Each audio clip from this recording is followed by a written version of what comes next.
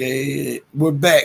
Hey, Alex, I know you were having a little technical difficulty right before the show started when we were talking, but we're good to go and we're live, man. How's Yes. it going? I'll say this on the air. We've already asked each other these things behind closed doors, but how's it going, Alex?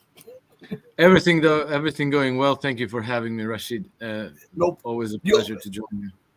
man, I always when things are like really out there and you can't make heads or tails of it, especially with the policies of Europe or NATO. I always go back to you the default button, and I know you have your hand on the temperature on the ground in Europe, and what is it like right now for the average European um, with the sanctions on Russia and the constant provocation of Russia? Well, things are slowly deteriorating. I think that we're watching a slow motion train wreck in progress. And so from day to day, nothing particularly spectacular happens on that front. But if you look at the aggregates, if you look at the statistics, you see that the Germany is rapidly deindustrializing. Germany's industrial production has declined by, I think, a little bit over 10% since the beginning of the special military operation in February 2022. The GDP growth across Europe is extremely sluggish to negative. The government deficits, debts, they're all going up and growing. The central banks are responding in the only way that they know how to, which is by printing money and flooding the economy with fake liquidity, with real liquidity, but backed by nothing. It's fake in that sense. And we see that Europe is sustaining tremendous damage from the sanctions on Russia, but not only. I would say we're looking at a confluence of a perfect storm, because we have sanctions on Russia. We have tens of billions of dollars that are being handed over to an illegitimate, super corrupt regime in Ukraine by the European Union, by Japan, by all the Western nations. And then we see that their economy is suffering from it, for it.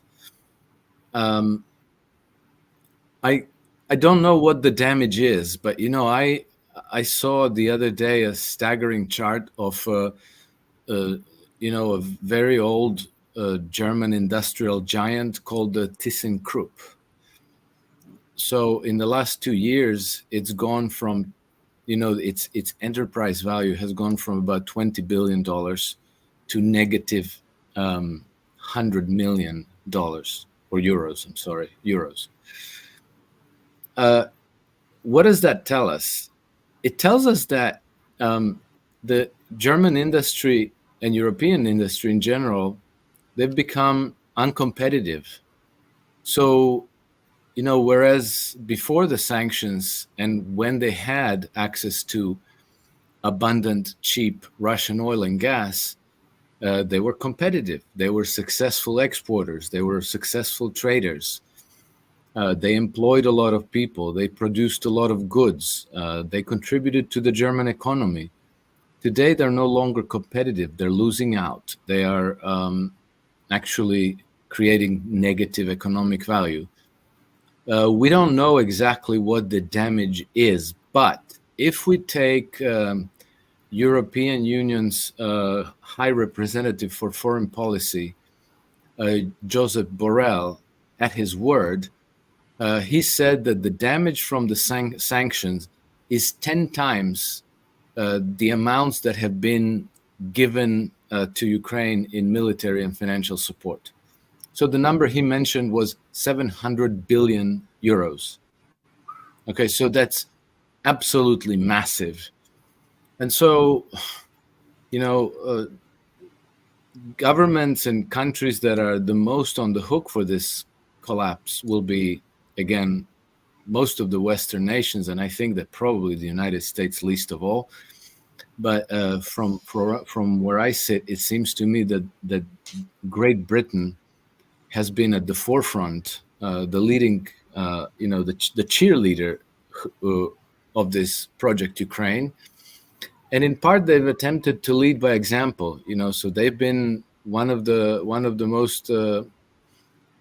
most generous contributors to Ukraine's proxy war against Russia.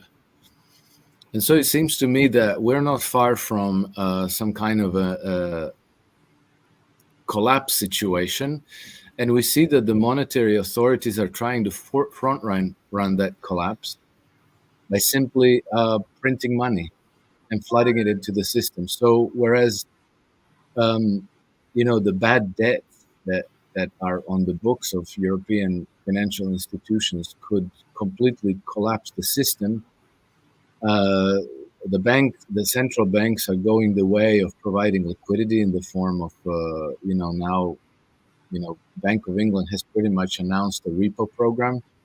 That Hmm. repo has ballooned to 40 billion pounds. And what that basically means for anybody who doesn't remember the repo crisis of 2019 in the United States, it means that one of the banks, or more than one bank in the system, is actually broke, and that it would shut down, and we would see bank runs. But in order to make sure that that doesn't happen, uh, they have uh, they have launched this repo program where they just simply provide uh, all the liquidity that's necessary for these institutions to stay in business. What that means for you and I, well, maybe you to a lesser extent because you're in the United States, but what it means for for the people in Europe, the Germans, the French, the British, and so forth, is that they're going to wake up one day to an accelerating rate of inflation. They're going to be waking up to dramatically reduced standards of living. And then what happens alongside of all these bad developments is that governments turn increasingly authoritarian and uh, and draconian in order to keep the keep the people in check, to avoid some kind of a violent revolution that could upend their system. Well, with all of this said, with all the think tanks, with all of the money that goes into government, and all of these different quote unquote organizations, they didn't have the foresight to see that these knee jerk sanctions against Russia would bring about this economic harm, especially when you're receiving 40% of your oil or your gas from Russia, and then you're receiving a huge amount of your commodities from Russia. They didn't sit down to think about this. It seems to me that shows a lack of strategic depth, strategic thinking, and a lack of uh, uh, I like it's hard for me to find a way. It's a strategic depth and strategic thinking. I'll put it like that. Why would they, in so many words, be so willing to commit economic and political suicide? I think it was a gamble. They knew, but they chose to ignore what they knew, because remember, already back in 2014, Barack Obama declined to escalate the situation with Russia past the point where it already was. And we saw peace negotiations. We saw the Minsk I agreement, Minsk II agreement. Of course, the Western sides never had any intention of honoring those agreements, but at the very least, they stopped the escalation in its tracks. And the reason why is because Obama and his advisors understood that Russia has an escalatory dominance in this region, and that in case of a military clash, that Russia would prevail. That didn't change. But I think that what people in power decided to do this time is they decided to throw the kitchen sink at the problem, to gamble that they might prevail. And they took extremely reckless risks with all of our futures, and they thought that if they provoked Russia into a military confrontation, and then responded to that, to their attack on Ukraine with these nuclear total sanctions, that Russia's economy would suffer so severely that the Russian people would rise up and overthrow Vladimir Putin for them. And if that happened, then they would go in, they would negotiate a peace settlement. They would demand new elections for Russia. They would finagle those elections to make sure that one of their favored candidates ended up in the Kremlin. And if they were successful with this, then they would get all the oil and all the gas and all the other resources at far, far favorable terms. I'm not talking necessarily about the price, but the fact that it would be, rather than Russian banks financing the development of Russian economy and Russian corporations developing its natural resources, it would be Western corporations, it would be Western banks, and Western financial interests would be picking up the pieces of Russian economy for pennies on the dollars, as they have done in the 1990s. Mm-hmm. And then they would get everything, an estimated 75 to 90 trillion dollars worth of resource wealth, plus about 150 million Russians, which constitute the world's best educated labor force, and they would be able to exploit them in the same way that they have done in the past, and as they have done with other colonial dependencies through history. And so this was an enticing enough prospect for them that they were willing to gamble to win. And so they knew what they were doing. They knew the risks that they were taking, but they gambled on the notion that they would be successful, that they would prevail, that Russia is weak, that its political system is fragile, and that if they could provoke Russia into a war and devastate its economy, that they would get a regime change there, and then they would get everything they wanted. It didn't work out that way, but they will make sure that we, the ordinary people, pay the price for their gamble and not them. In line with that, I want to play something for you.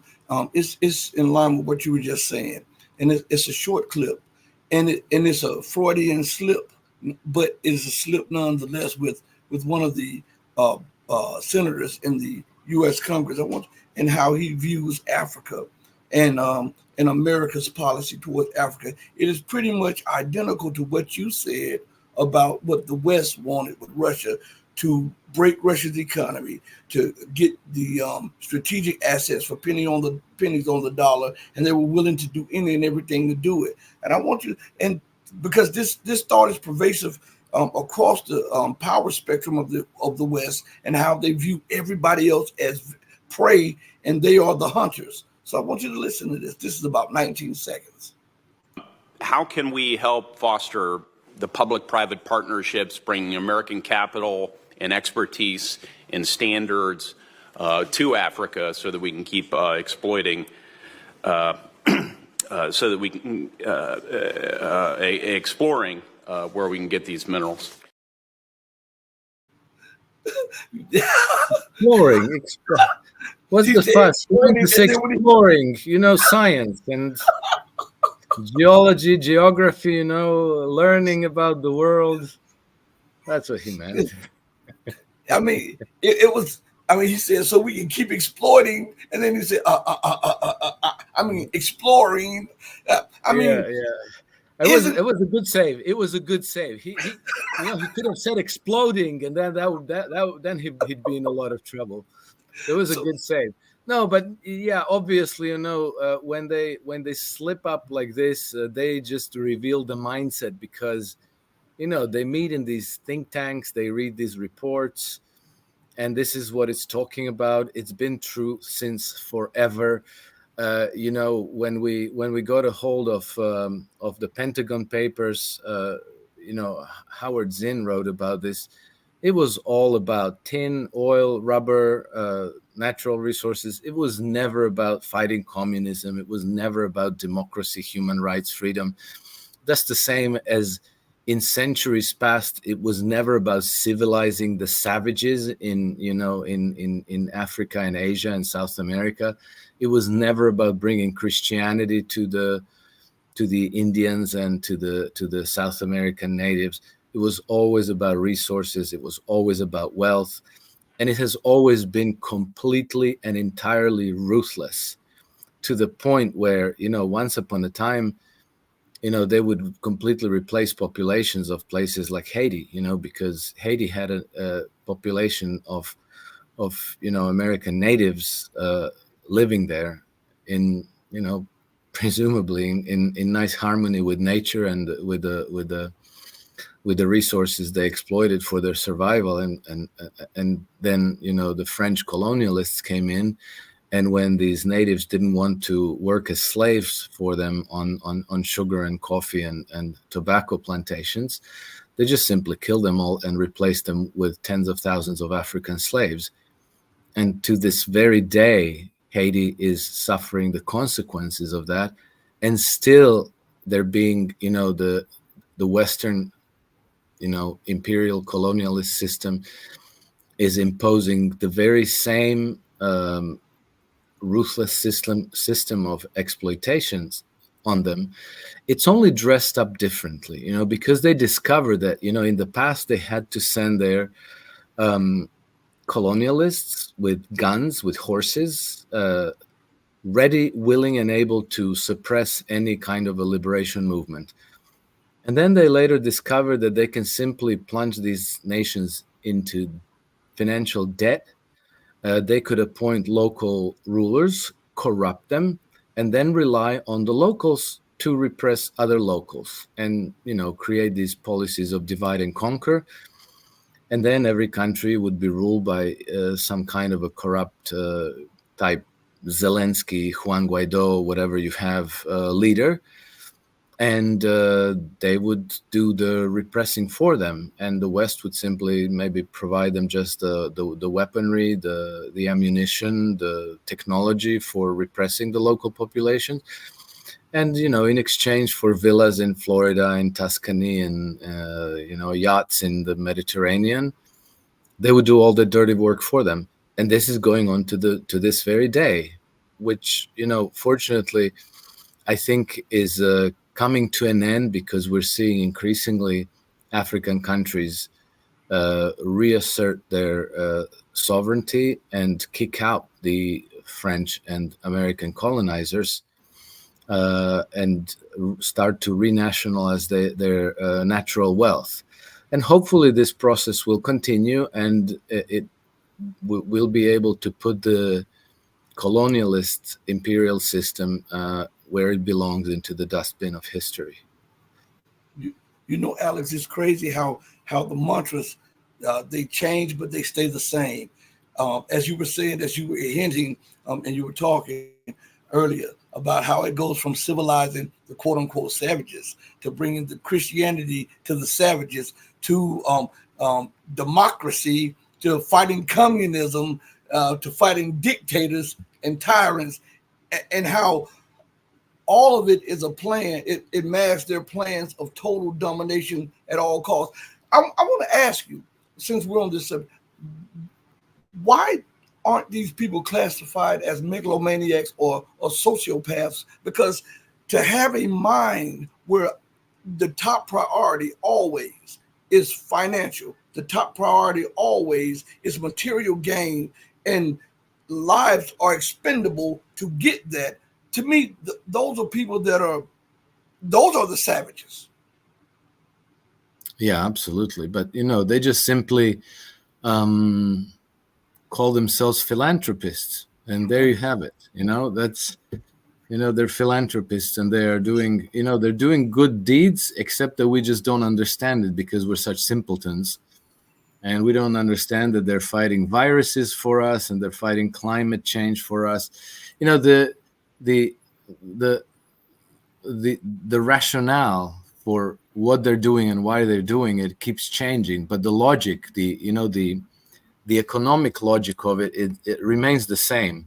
And I'm going the logic of it goes back 2,000 years, and I'll read for you. Give me a second to find it. A quote from Cicero from 66 BC.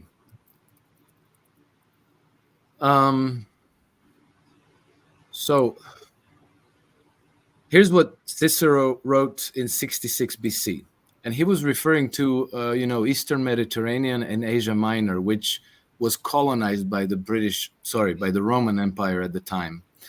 And so he wrote that if some lose their whole fortunes, they will drag many more down with them. Believe me, that the whole system of credit and finance, which is carried on here in the Forum, is inextricably bound up with the revenues of the Asiatic province. If those revenues are destroyed, our whole system of credit will come down with a crash. So, if you take this quote and you replace the Asiatic province with, the Middle East, Eurasian continent in general, and other colonial possession, and if you replace finance which is carried on here in the Forum with finance which is carried out in the City of London and on Wall Street, the same exact logic holds true 2,090 years later. It's the same system. It's just changed decorum. It's changed form. The fashions changed. They no longer wear togas. They wear, nice fancy suits and all this. But yeah, you're right. They are savages in expensive suits. That's what they are. And there's all they have is ideology to try to hide behind it.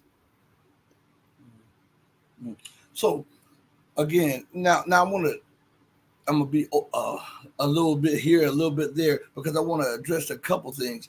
Where are we with the Israeli-Palestinian crisis? And the reason I say that is because since we're talking on finance, you know that the Israeli economy is in a tailspin, and the only thing that's keeping it afloat is injections of aid from the United States and the European Union, and the only way the Israeli regime can continue its war of aggression is the 500 plus shipments of weapons from the United States alone. So where are we with that? Because this is unsustainable for Europe.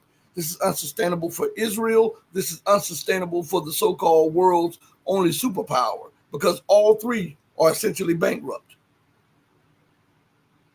Yeah, I think the one thing that collapsed with the events in Israel over the past 10, 11 months is the illusion that Israel was ever about having a homeland for the Jewish people. It was always an imperial project.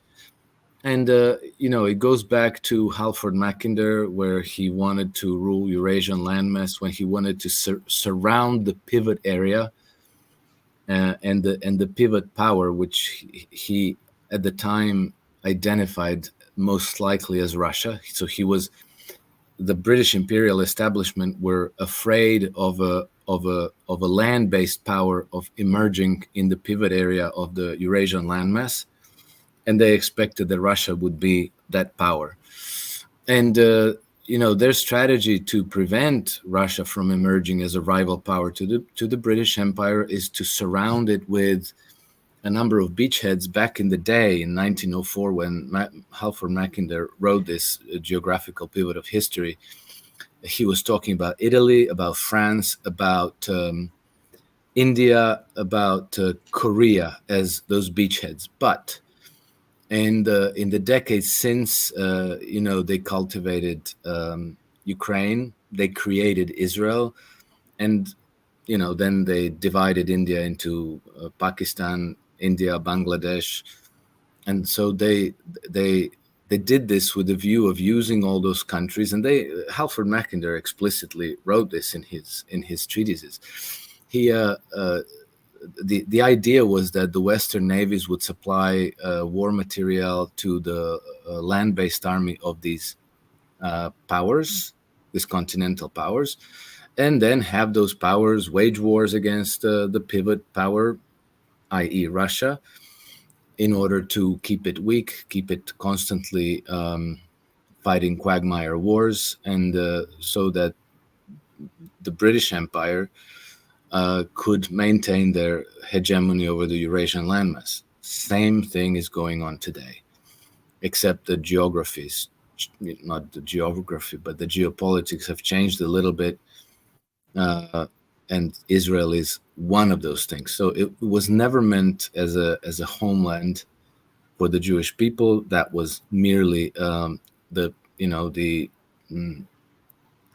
the acceptable, let's say, an acceptable rationale for expelling Palestinian peoples from their homeland and wiping it off the map. But now this project is sinking, same as Ukraine is.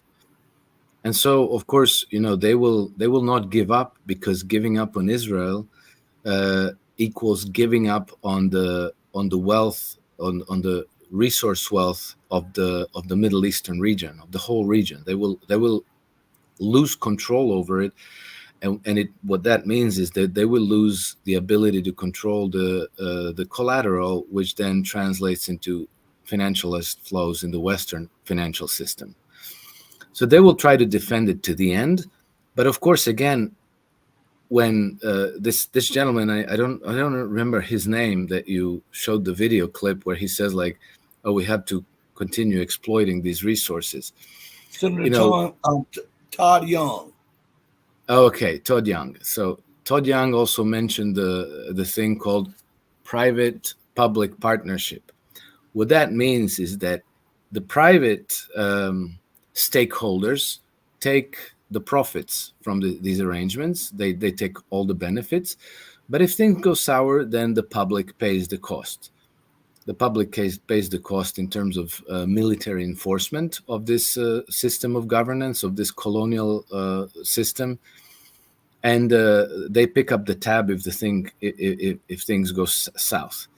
And what that means is that, all this aid that's flowing to Israel and to Ukraine is going to be borne by the ordinary people of Western nations, of the United States, of Canada, Australia, Japan, New Zealand, all of the nations that are in this, let's call it, Euro-Atlanticist alliance.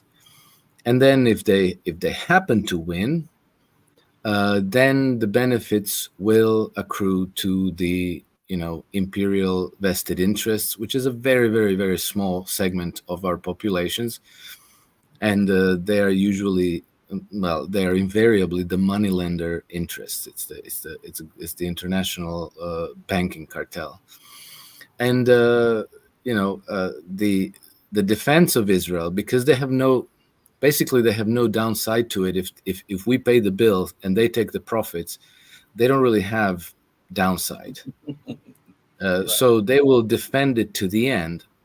What they're worried about is that we all rebel, and that the French people whip out the guillotines back, and the Germans rebel, that the British rebel. So they have to repress the populations at home, which is why now you're seeing very draconian new restrictions on the freedom of speech, of freedom of gathering, freedom to protest. They're trying to pen us into 15-minute cities. They want us all to have a digital ID connected to our smart devices so that they could track where we are at every moment, so that they could see immediately if we're planning to do something naughty, if we're getting all uppity, and that they could squash any freedom movement. But history is,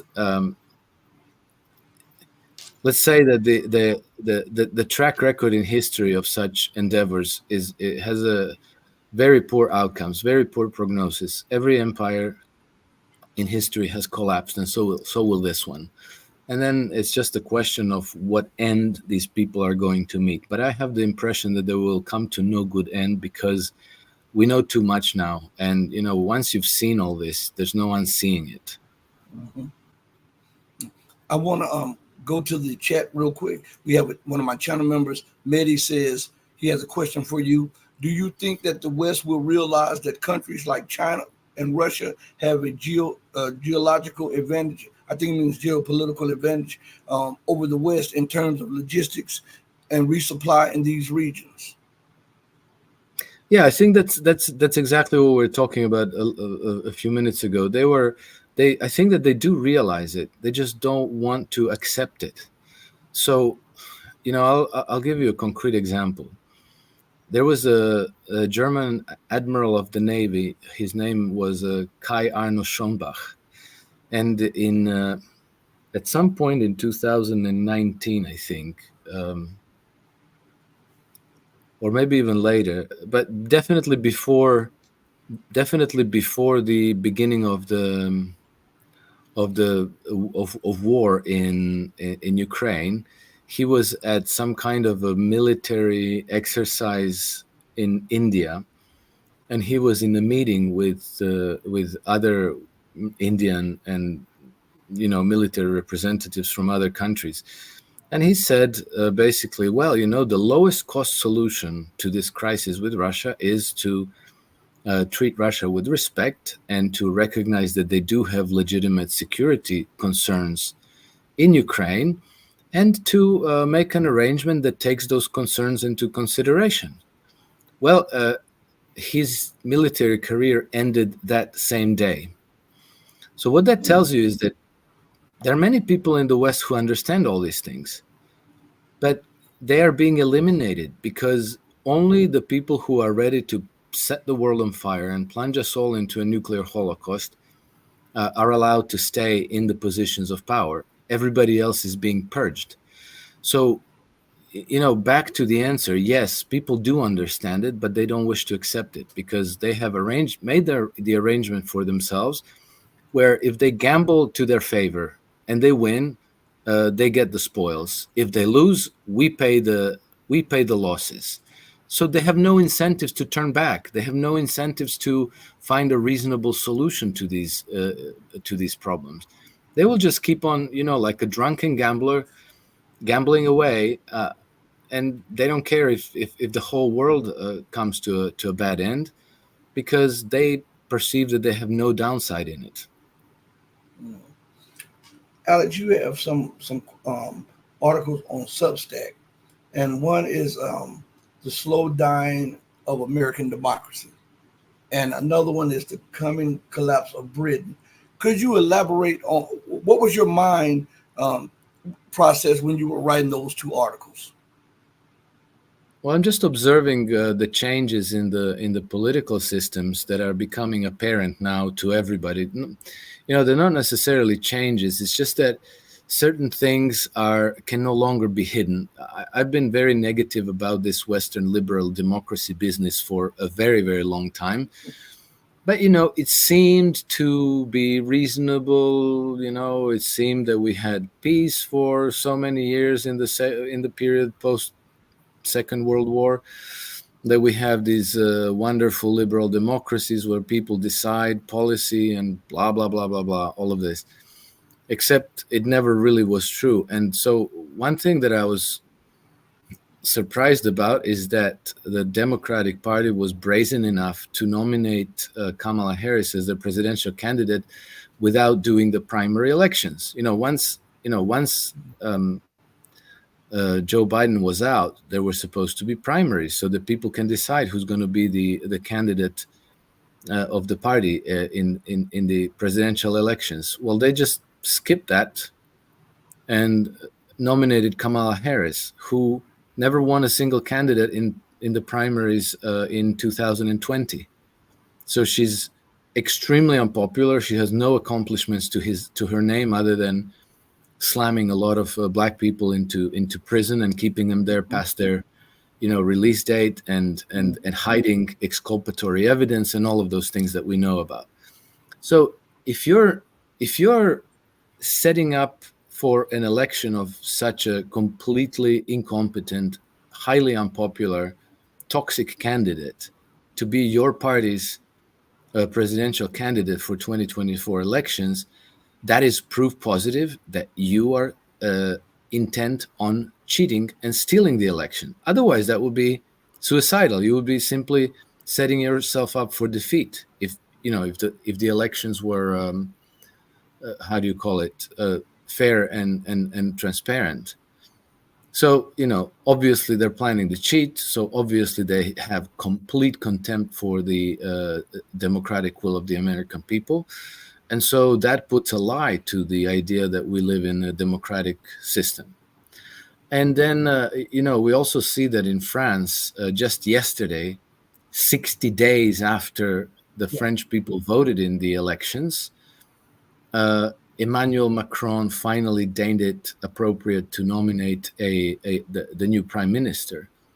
Well, he was supposed to nominate a prime minister from the party that won the election, but he nominated a prime minister from a party that came in number 4, and which won only 5% of the popular vote in France. So he simply told the French people, you voted wrong. I'm going to nominate the person I think is best. And it's a figurative spit in the face of 95% of the French people who voted for other candidates. And so I don't know what the consequences will be, but obviously this has nothing to do with democracy. And then same thing in Britain. Keir Starmer is extremely unpopular. He was, the way these British prime ministers come into the office and get to form cabinets has nothing to do with democracy either. Everybody hates Keir Starmer in the UK, but nevertheless, he's the prime minister, and he's still promising. He's cutting the heating subsidies to the British pensioners.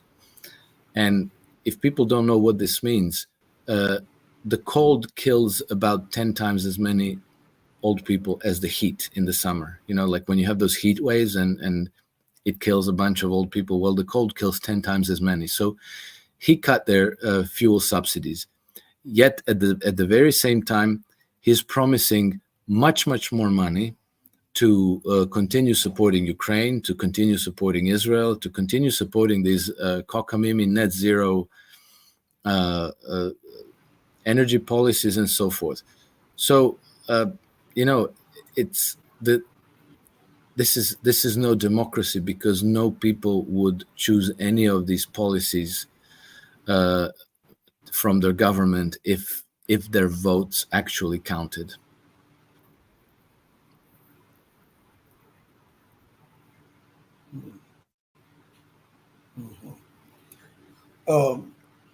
With the coming collapse of Britain, you point out about some of the horrific cliff edge, avalanche of debt, I believe, and the defaults that are coming. And you and I were talking before we got on the air about in America, and how America, a lot of people don't realize that a lot of companies are shutting down, and a lot of banks are closing, and we have a lot of shipping companies laying off and going bankrupt. Does this signal something that's right over the horizon that will be devastating to the Western man on the street, woman on the street? Will this be a life-changing event that's underway economically? Yes, I think it's already going on. I mean, all you have to do is drive around the cities of the United States. Baltimore, Phoenix, Philadelphia, San Francisco, Oakland, Los Angeles, Santa Monica.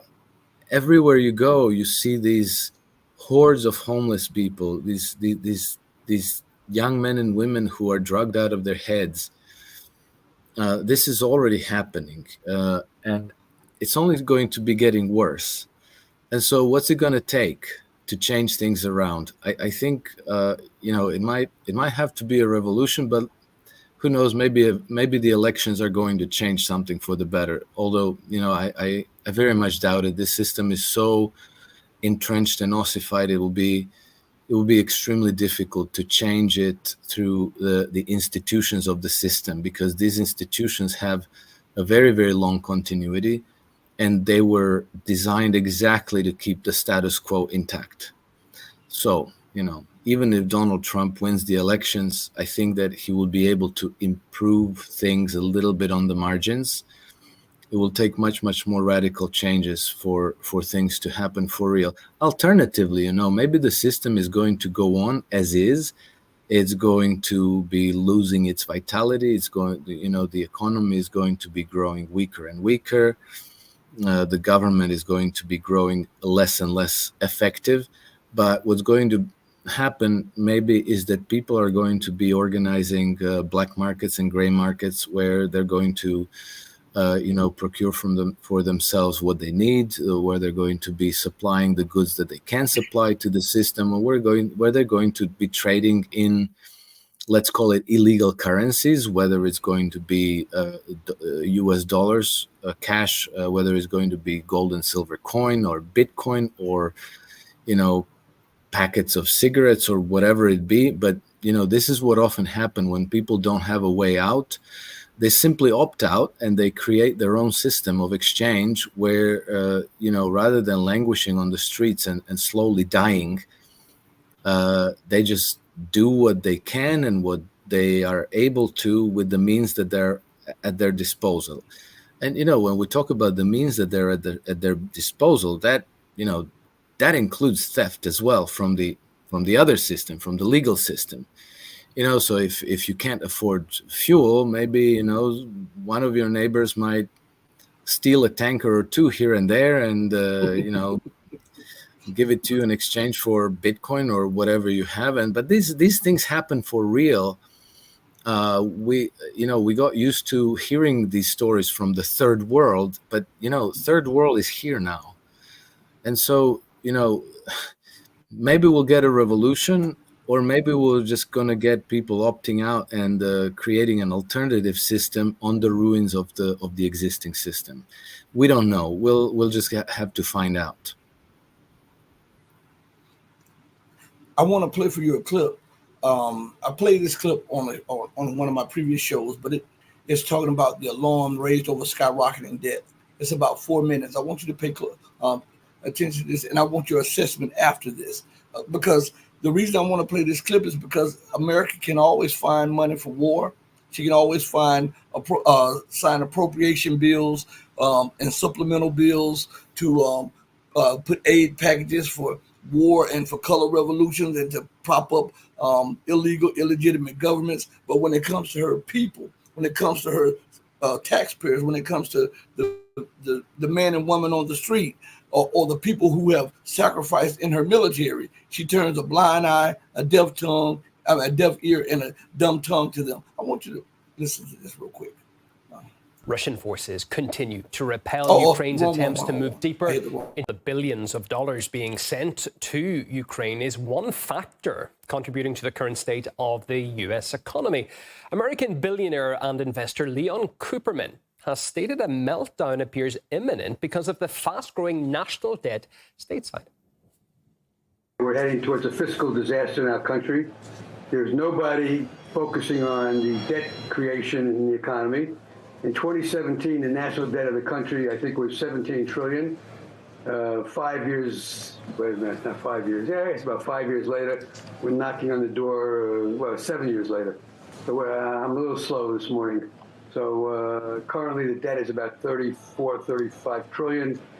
It's a growth rate in debt far in excess of growth rate of the economy. I think we're pulling demand forward, and neither political party is focused on this. He brings up, if anyone ever watched that full interview, he brings up a lot more about just this kind of audacious spending spree that the US has been on for a while. I mean, if we just look at the numbers that the US spends on foreign conflicts, for example, right? Since 2022, the US has given $55.4 billion to Ukraine, and Israel $150 billion since the 90s. This, bear in mind, at a point when we heard yesterday that the US's own federal disaster budget has essentially run out of money. It's gone. It's disappeared into thin air, or it's all been spent. It's incredibly worrying. I mean, we're seeing not just Cooperman, but we're also seeing large US corporations, companies and businessmen divesting themselves of their own economy. I mean, if we look at Berkshire Hathaway, which a lot of people know, owned by the famous, the infamous Warren Buffett, if we look at the numbers there, they've moved so much into cash in this last quarter. They've been selling off half of their entire Apple stock, which is probably one of the US's highest performing stocks over the last 20 years. Half of their stock, which is absolutely huge. And their balance sheet right now, $189 billion they're holding in cash. And that means that's dead money, essentially, Union. That's money that they're just holding that's not being reinvested into the economy in things like government bonds, in things like US stocks, equities, shares, all stuff like that. They've literally just pulled that money out and they're holding basically a war chest. And I think that really tells us exactly where the economy is and probably signs of what's to come. The IMF, let's say, is no real friend to Russia, China, or any of the so-called multipolar world, are forecasting that the global economy, they're saying that, national debt of the global economy, the US being the largest economy in the world, pretty much, unfortunately, every economy in the world is going to follow suit. There'll be a domino effect. 140% GDP per capita to debt ratio, which is absolutely massive. In fact, I think we've got a clip, Union, we can see of what the IMF are actually warning. Okay. High deficits and debt create a growing risk for the U.S. and the global economy, potentially feeding into higher fiscal financing costs. The ongoing expansion of trade restrictions and insufficient progress in addressing the vulnerabilities both pose important downside risks. And again, we've seen other countries heed that advice. Say China, a lot of people don't know this, but China holds a huge amount of US dollar bonds. That's basically US debt that China has lent the US government, in spite of what they say and all their, their propaganda about China. They're really in the hole with China. They owe China a lot of money in US bonds. They've sold $50 billion of their US Treasury bonds this summer, which is probably more than they've sold in a very, very long time. And then we've got the other issue of, all of the sanctions the US has put on Russia, putting it now looking like it under a Trump administration, getting even worse on China. And that's just damaging the economy. More importantly, Union, we talk about it a lot in this program, it's damaging the greenback, the US dollar, which is one of the ways in which the US has managed to stay as the world's largest economy. A lot of countries are moving away from the US dollar and choosing alternative currencies to trade in. So I think it's just pretty bad news if you live in the West. So, Alex, what is your take on this? And I'm going to follow it up with I'm going to read a little article, a little piece of an article. So give me your assessment on what he was talking about in the state of the U.S. economy. The crisis of the overhang of unpayable debts is usually what always unravels empires. And so the ruling establishment has two ways to solve the debts. Either they have to impose harsh, vicious austerity to try to repay those debts and to avoid accumulating more debts, cutting deficit spending by the government, for example. And if they pursue this venue, then they usually plunge the economy into a depression. The other venue is by printing more currency, which means that you continue to accumulate more debt. You spend the printed up currency into the economy, and you keep the economic activity alive. But you end up debasing the currency, and so that the currency ultimately collapses. And I think that pretty much 100% probability is that the United States government, but also all of the Western governments, will pursue the latter strategy, meaning that they will resort to the printing presses, that they're going to borrow and spend to infinity, and that they're going to end up generating very high rates of inflation and destroy the currency. This is simply because pursuing this strategy, if they imposed austerity, many banks would fail, many corporations would fail and go bankrupt, and their system, their financial and economic system, which is their lever of power, would collapse. If they pursue the money printing, then the currency collapses, which means that we all end up indirectly paying for this calamity. But it gives them time and maneuvering space, because with inflation, the progression of inflation can be gradual. The cycle could take 10 years or more to unravel. As like during the 1970s, we had pretty much a whole decade was inflationary, and it gives you the maneuvering space to try to finagle some kind of a soft landing. And so that's what's probably going to happen, is that we're going to see high levels of inflation. We're going to see the dollar gradually collapse. And we're going to see, unfortunately, most of the people experience a much, much lowered living standards.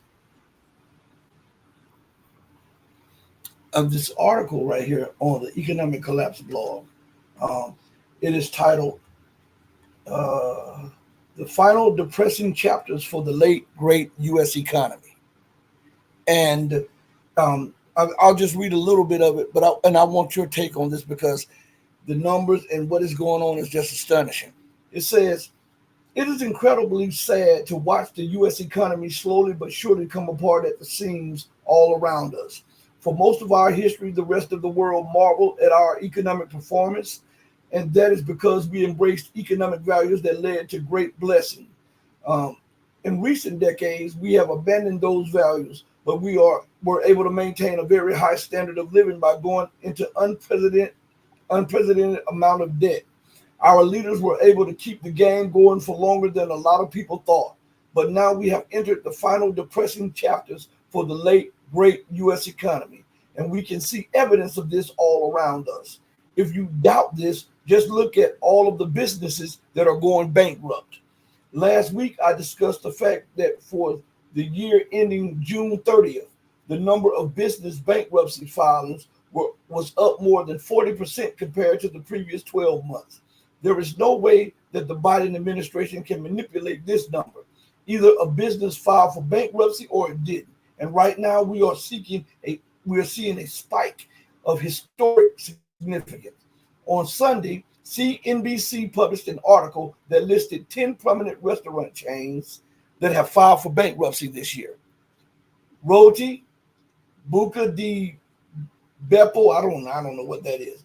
World of Beer, Rubio's, Milk Bar and Grill, Kuma's Corner, Red Lobster, Tijuana Flats, Sticky Fingers Joint, Boxer Ramen.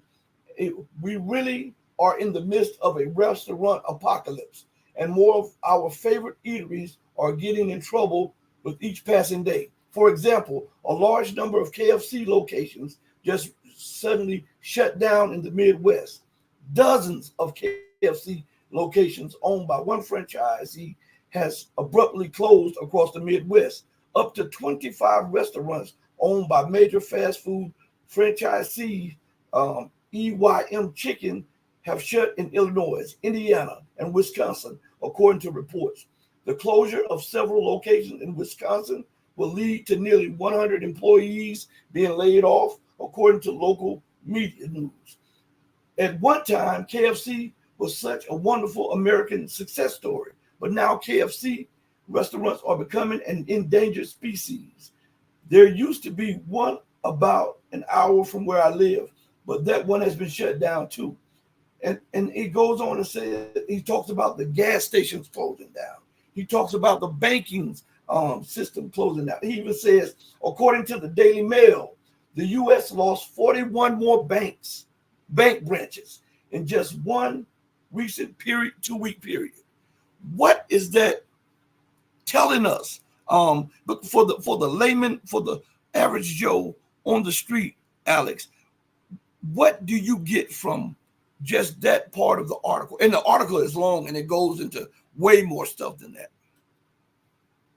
Well, it makes it very obvious that the system is in a recession and at risk of going into a depression. And I think that the reason, in large part, has been the Federal Reserve quantitative tightening program, and their normalization of their balance sheet, which means that they were trying to withdraw liquidity from the market, from the economy. And if you do that, then mathematically, a certain percentage of the participants in the economy, be it firms, be it individuals, are going to go bankrupt, because there's going to be insufficient liquidity to cover all the debts and pay all the bills that are due. So the weakest ones failed. If the Federal Reserve persists in this policy, then this process continues, and the economy doesn't stabilize until it reaches some kind of a baseline on a depression level of activities, where basically only the bare necessities are being traded between people. Kind of like bread and milk economy. Electricians, car repairmen, bus drivers, those people are going to have job, the postman and so forth. But pretty much, the small and medium-sized enterprises, the innovation, the economic growth, the export economy moves into a slow death.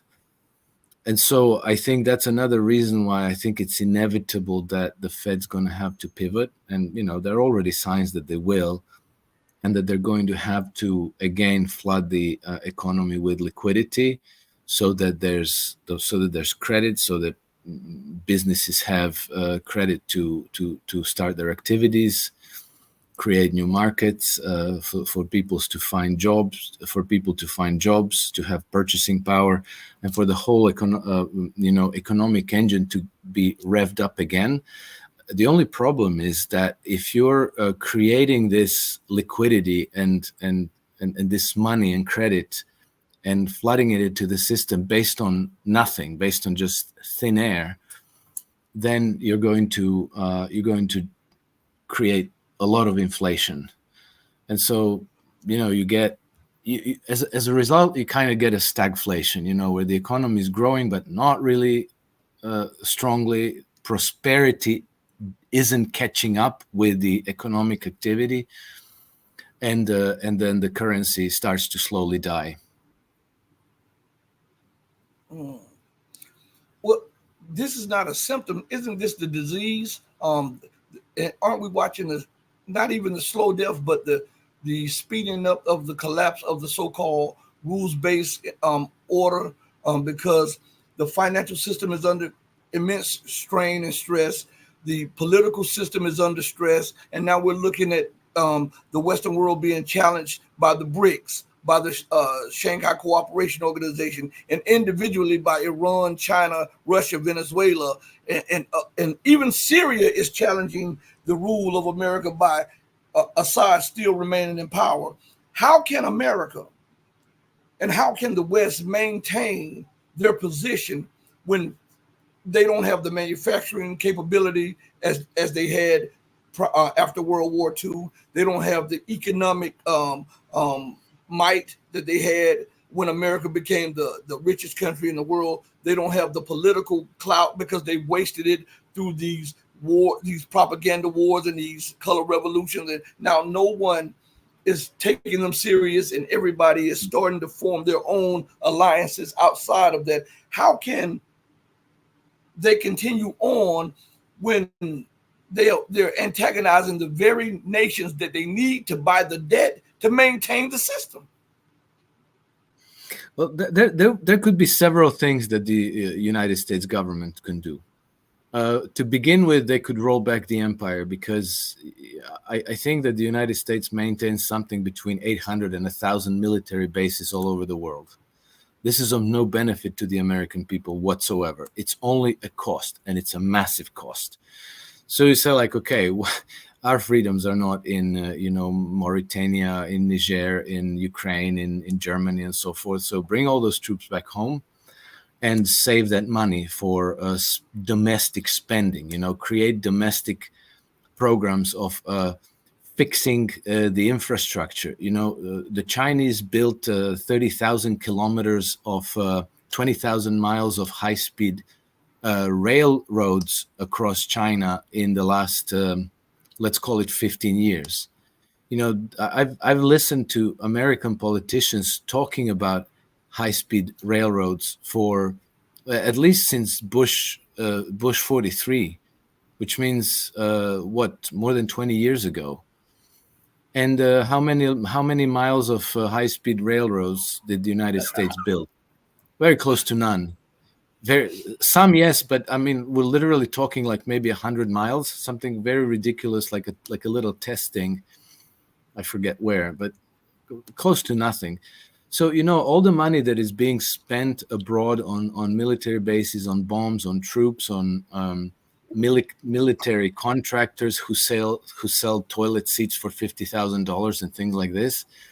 All that money could buy, schools, hospitals, credit for businesses,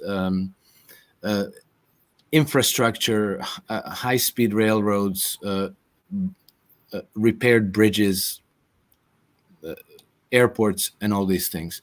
So that's one thing. Another move that is very radical, but it should be considered, is a debt jubilee. So there's, as this program you cited before said, Leon Cooperman says, the United States is going on to having $35 trillion in debt. Well, that's just public debt of the federal government. That doesn't even count state and local government debt. It doesn't count the private debts by financial and non-financial corporations. When you put all that together, the total credit market debt is, I think, something closer to $90 trillion.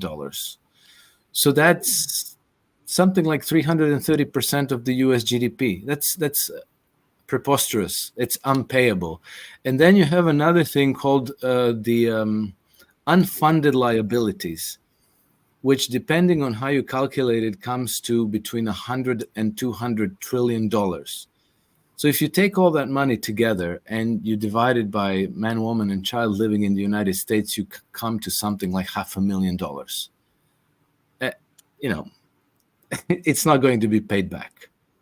So why not simply declare those debts unpayable, do a debt jubilee, a general debt forgiveness, and start from a blank slate?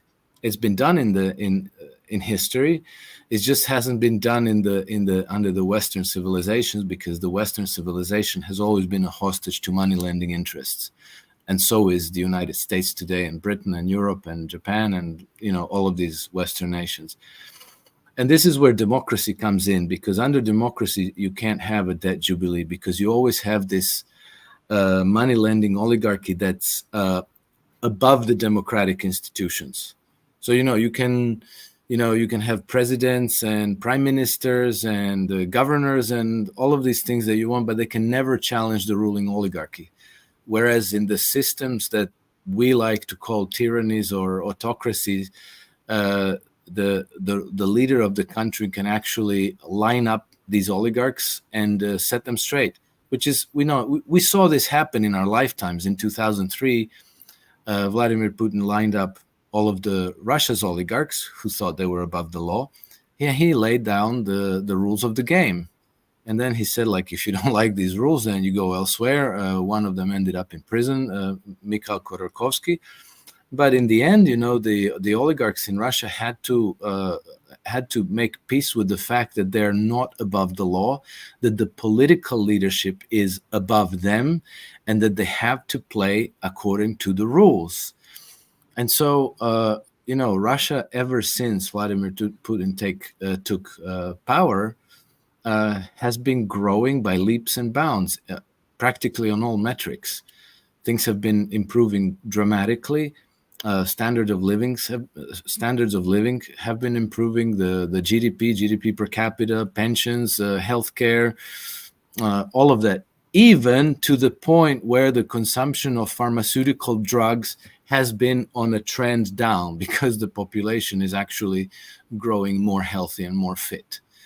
And, you know, in democracies, the money lending oligarchies are invisible. They are above, they are superior to the political process. And we just have, you know, the election democracy as an entertainment for the masses and as a way to string them along, you know, where they get betrayed and then they think like, oh, next time I'm going to vote for the left side, and then they get betrayed by the left side and then they say, oh, next in 4 years I'm going to vote for the conservatives. And so, you know, like the cycle goes on, time goes on, people die, you know, decades pass. And then you look back and you find out that, like, strange how these democratic systems always deliver a lot of what we don't like, but never seem to be able to deliver things we do like. So, you know, safe streets, healthy population, prosperity, abundant jobs, healthy food, and all these things. We can never have that. But we can always have war and bombs and financial crises and homeless people and drugs and overdoses. We can have that in any kind of abundance that anybody could imagine. Alex, before I let you go, I want to play a little clip for you, because this clip was back, I think it was either between 2012 and 2015. And you were just talking about the unfunded liabilities. And so this professor, he used to do the numbers, and he did the numbers back then, and he said the unfunded liabilities were $222 trillion. And I just want you to hear, and so it has to be forget the funny book accounting of America. If it was 222 trillion back then, it has to be a hell of a lot more nowadays. So I want you to listen to this real quick, and I'm not going to play the whole clip. I'll stop it, but I want you to listen to what he said. Lawrence Kotlikoff, economics professor at Boston University. It's a pleasure to have you with us today. It's great to be with you, and great to be in Russia. So you're the one who states that America is broke and is even in a worse state than Greece and Ireland. How so? What exactly do you mean by that? Well, we economists look at all the bills the government has to pay, and in the U.S. case, we have enormous bills that have been kept off the books that are not official debts, but they're very real. For example, paying me my social security benefits, my old age pension, that's a real obligation. It's not part of official government debt, but it's, you know, very important because there are 78 million baby boomers who are going to get these social security payments, and in addition, medical payments from the government. If you look at all those payments, they're about $3 trillion a year. So we have these huge bills. Nobody has thought about paying for them. And Congress and the presidents over the years have just focused on official debt and basically have not told the public about these big bills. You said the amount of the fiscal gap in the United States is, in your estimation, $222 trillion. Is this right? $222 trillion. If you take... This is like an astonishing number, which is like 3 times the world's GDP. This is more than what the world makes. 20 times higher than the official debt in the hands of the public, which is 11 trillion. So if you add all these spending obligations into the distant future, and you compare them with all the taxes, and you include in the spending all the interest payments and principal payments on the debt, on the official debt, you have 222 trillion in present value. Now this is 12% of GDP on an ongoing basis. In other words, we need to get 12% more of GDP, either in tax increases or spending cuts, in order to have the fiscal gap be zero. We're doing far too little too late. It's like operating on a person with cancer, and you say, well, there's a big tumor here. We're just going to take a little bit out today, and we'll come back in 5 years, and we'll take out some more. But maybe in 5 years, the patient is dead. because the tumor got bigger. So this is why we are in worse shape than Greece. And Greece, it's about 10% of GDP they need on an ongoing basis. We need 12%. Italy, it's about 5%. Germany, it's about 5%. So when you look at it from this perspective, it's a whole different story than when you look just at the official debt.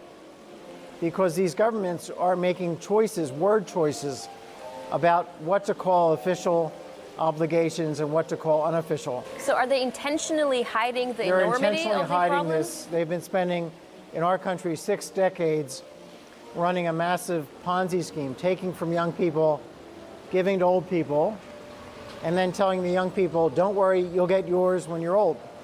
Promising pensions, promising healthcare benefits.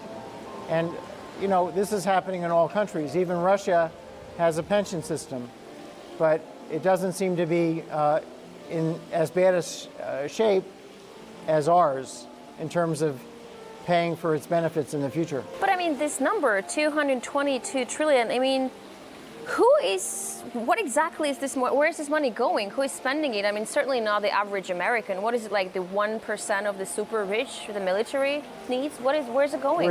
Where's all the spending? Yeah. Well, you have, again, you've got a lot of old people now. They're getting very high benefits, about $30,000 per person. It's scheduled to go up to about $40,000 when I retire, which will be about 15 years. So you can see that we're just very generous to the old people in our country. What do you suggest? Like cut spending, raise taxes? That would be suicidal to any American president. Well, we have to be adults. If we're running the country, we have to act like adults because our main responsibility as adults is to make sure our kids have a good future. So we have to reduce the growth rate of the benefits to the elderly. And that requires cutting the growth, being much more careful about how much we spend on health care, because it's been the health care benefits have been growing at.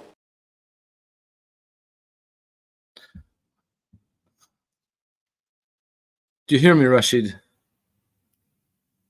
You're muted. Okay, I don't understand why it was acting like. Well, I do understand.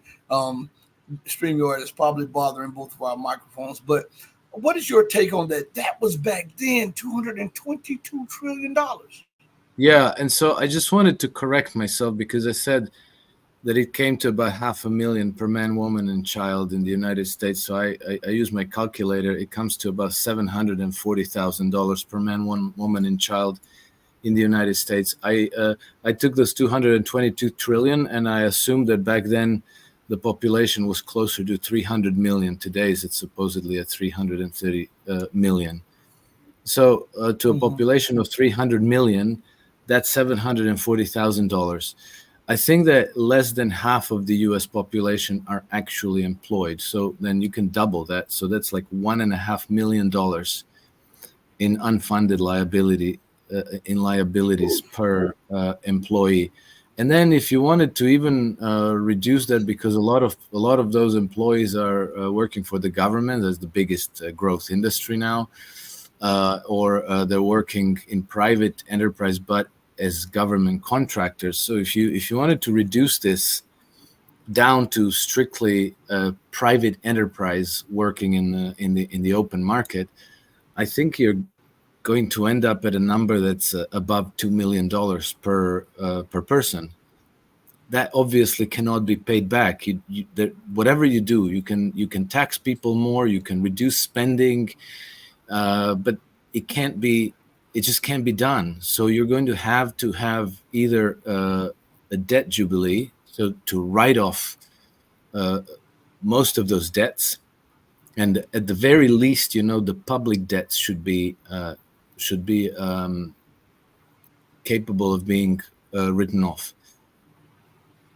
Private debts maybe with a bit more difficulty. And then,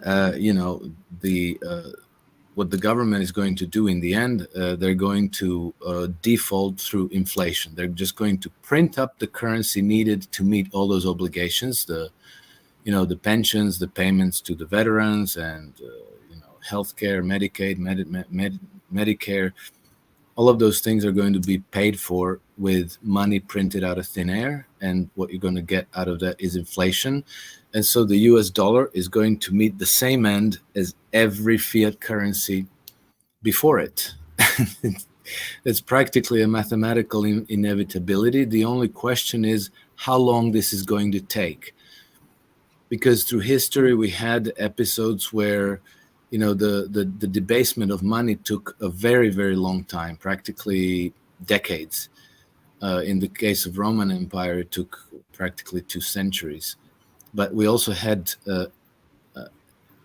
historical episodes where it happened practically overnight. So in 100 years ago, Weimar Republic in Germany, the money collapsed in the space of about 8 or 9 months to zero practically. And in the same in Soviet Union, it was really overnight. They in 1990 January 1, 1992, or February 1, 1992, they simply abolished price controls from one day to the next, and the inflation shot up by 500% overnight, and then over the coming months it went to over 3,000%. So we don't know what trajectory the crisis might follow, whether it's going to be faster, whether it's going to be more gradual.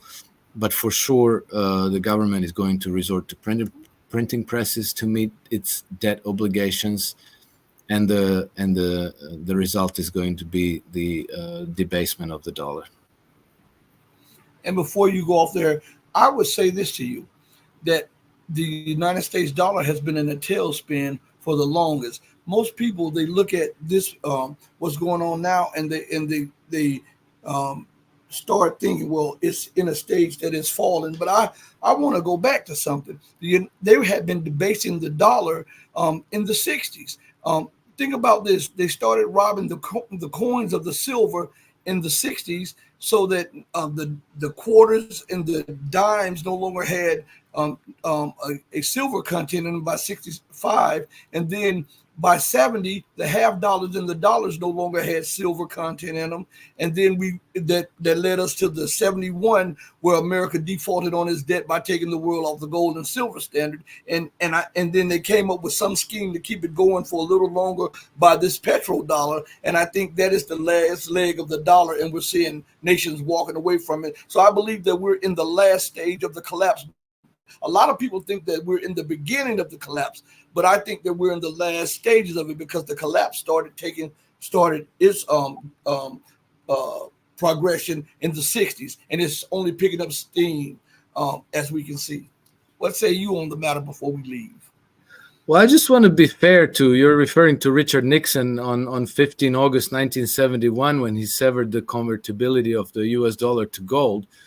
But, to be fair, he said it was only temporary. So, they just didn't come around to restoring that link anymore, No, but Rashid, you're absolutely right. You're absolutely right. And, the dollar has pretty much lost 99% of its purchasing power since 1913. And 1913 is a date that everybody should know. That's the date when Federal Reserve came into existence. And 1913 was also the last year when Americans didn't pay any income tax, because the very next year, income tax was introduced. Just a little temporary thing, 1%, because there was this war raging in Europe. It was an emergency, and it was incumbent on the American people to make the world safe for democracy. So, what's a little 1% temporary income tax? It never went away. And it's only grown bigger and bigger and bigger and bigger. And it's all been a grand deception. And I think that if this system has to fall, then good riddance. But we should try to learn and understand how the economy works, how money operates, what money is, what it represents, what it shouldn't represent. We should try to understand the system of credit creation, of allocation of credit to productive use, productive purposes, rather than speculation. Buying houses and selling it to each other with the money borrowed from the Chinese or printed from thin air. Rather investing into infrastructure, into industries, production of things that actually make people's lives better. So we need to learn about this so that the system we can create for the future generations is actually something that we would want our children to live with. Alex, once again, thank you, my friend, for coming on, for giving me, you gave me way more than an hour. Man, I really, really appreciate it, Alex. Thank you. It's always a pleasure, Rashid. Likewise, man. Hey, be safe, be blessed, and I'll get in contact with you. Thank you very much. All right, bye-bye. Take care. Everybody, everybody listen, hit the like button. Please hit the like button.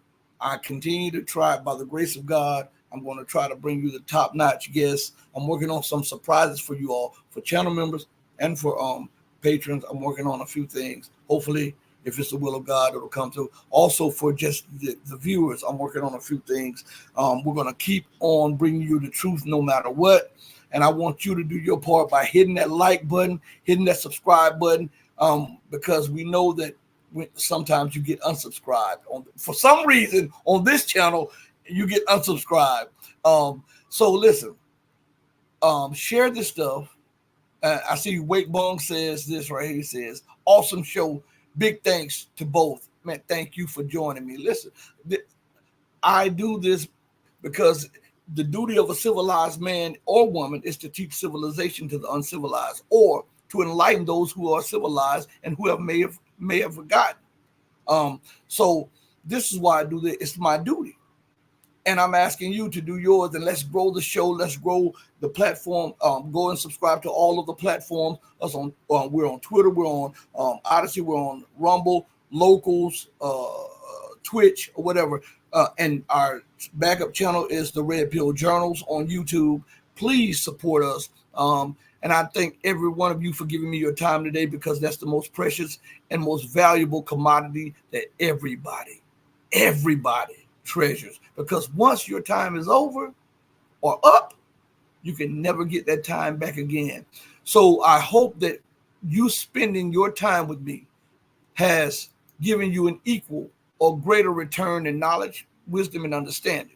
On that note, know that I love each and every one of you who loves truth, but know that the love that I have for you will always pale in comparison to the love that the true and living God has for you. Until we next speak again, stay strong, stay true, but above all things, stay righteous. And remember, do right by others, not because other people are watching, but because it's the right thing to do. Because even when others are not watching, the Almighty is always watching. Have respect and love for the Almighty. And if you have that respect, it'll carry on to your respect and love for other people. Hey, mama, guess what? Your baby boy loves you more than life. Everybody, thank you all from the bottom of my heart to the depth of my soul. We're out of here. Deuces, everybody. Peace.